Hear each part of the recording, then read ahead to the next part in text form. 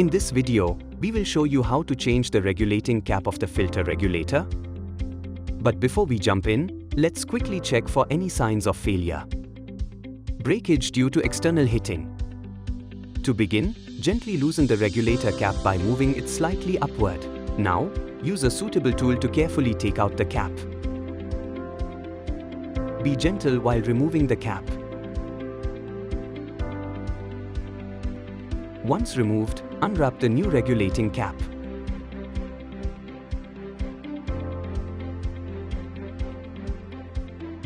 Next, precisely insert the new cap into place and apply slight pressure to fit it in.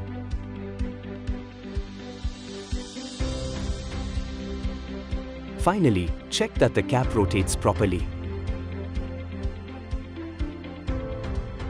Discover the power of SPAC Pneumatic and revolutionize your pneumatic solutions. Just drop a "Hi" at our WhatsApp number 012047333333 or visit our website spacpneumatic.com for more information.